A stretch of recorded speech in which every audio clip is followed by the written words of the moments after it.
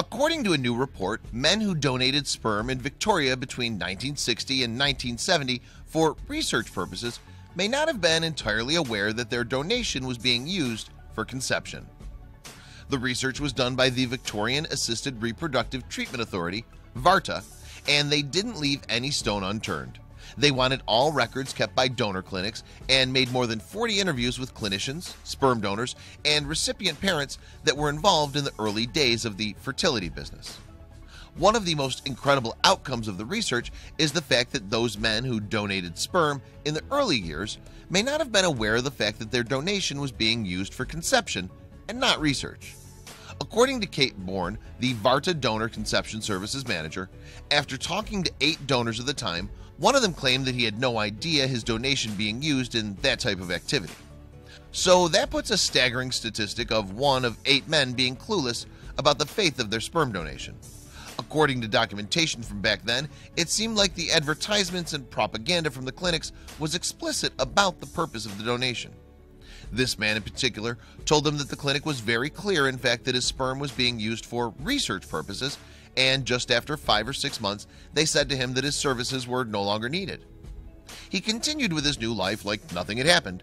Because of the fact of thinking that his sperm was helping scientists come up with new research, he didn't think about it ever again until 2007, when he saw an ad from VARTA asking previous donors to get in touch. He reached out and the organization told him that he had 8 kids, which was a complete shock for him. How could this be?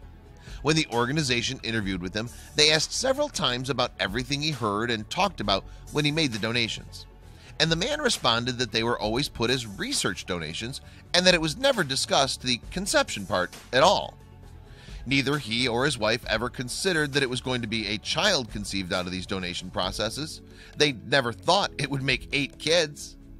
They were completely shocked. He never thought that would happen, and it took a significant bit of getting used to because it all came right out of the blue and many years later. This naturally comes with a significant legal issue. It's not permissible to use donor sperm for any other purposes than they had agreed on in further meetings. But at the same time, the organization is blaming it on the man, saying that they've always been crystal clear about their purposes and that at the time they were telling donors that their sperm would be used to help infertile couples have children. At the same time, the process was completely transparent and donors could contact the clinic to find out if their sperm yielded any offspring. Donors are very welcome to apply and find out what offspring they had, and we can tell them the gender and year of birth. We would encourage all donors to contact us for more information, she said. We don't expect it would be a big surprise for donors to find out that their sperm had been used for conception purposes. The majority of donors who were interviewed for the report were aware that this was the case. The new research has also proved to be extremely beneficial, and in the last 9 months it has helped to reach out to 9 applications of donors or the offspring of donors looking for more information. Either way, no matter who's right, donors must not be afraid of having their kids knocking on their doors and asking for an allowance. All the communication from someone claiming to be the child is handled through VARTA.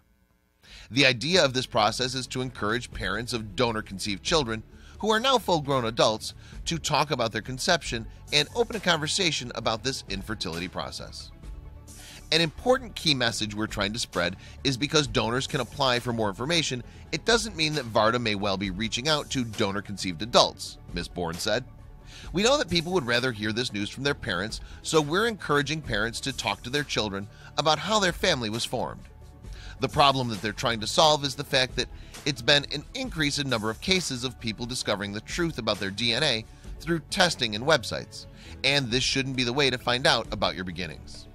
It can be hard for parents because at the time they had the treatment, it was all very private, but we're here to help if they need support having that conversation with their children, Ms. Bourne said.